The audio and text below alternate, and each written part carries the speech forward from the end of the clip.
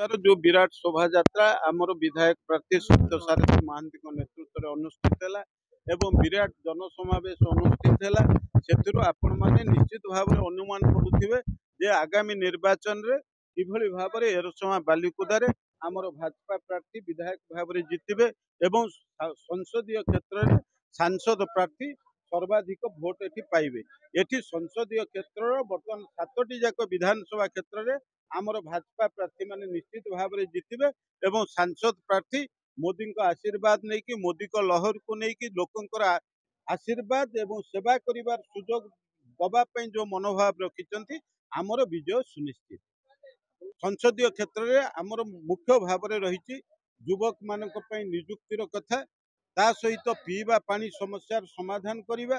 ता सहित जलसेचन को किभली भाव में आगु को नबा एवं चाषी मानकर उन्नति करिबा महिला मानक स्वावलंबी करिया पई सरकारी अर्थ सहित किभली भाव में सीएसआर फंड रो अर्थ को विनियोग करी एठी प्रकृत महिला मानक स्वावलंबी करा जाई परिबो ये क्षेत्र में आमे निश्चित भाव में करेबु एवं विशेष भाव में जो माने अनुन्नत श्रेणी लोक अछंती दलित लोक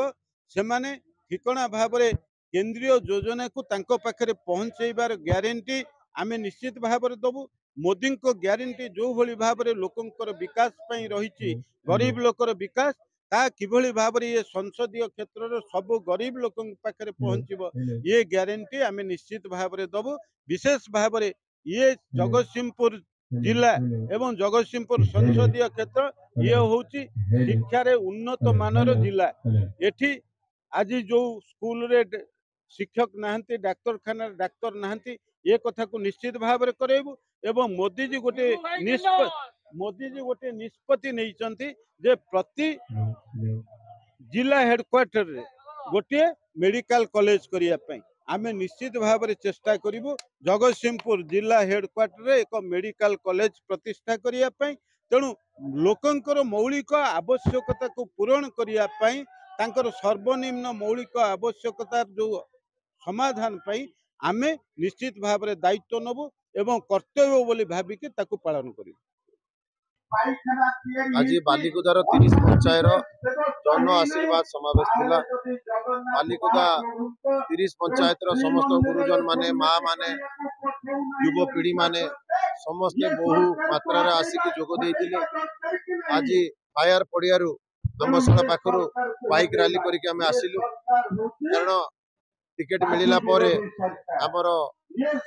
सांसद प्रार्थी लोकसभा प्रार्थी विभु प्रसाद राय महोदय आउ आपणकर पुओ सत्य सारथी महांती जहाँ भारतीय जनता पार्टी विधायक प्रार्थी भाव टिकेट देइछि। आज आम दी जन आमर सांसद आउ विधायक दी जन मिसिकी एक बाइक रैली रे आसिलु आंबशाला ठू बालिकुदा पार्टी ऑफिस जाए आउ लोकों को एड्रेस कलु लोकों को बुझेलु कि दीर्घ 25 वर्ष भितर से जो तली तलांत होगी जो कष्ट अच्छी ये खरारे 55 पंचायत रु 36 पंचायत रे पानी नहीं 5टा पंचायत रे लोक पोखरी पानी रे भात रांधि खाउचंती 8 आउ बड़ कष्ट कौन हम आपनक माध्यम मो बालिकुदा आसमा निर्वाचन मंडली समस्त गुरुजन मानक माँ मानक युव पीढ़ी की गोटाए मेसेज दवा को चाहूची हाथ जोड़ी भिक्षा मागुची कि निजर माटी पाई समर्पित हवा कारण आमे 25 वर्ष पाई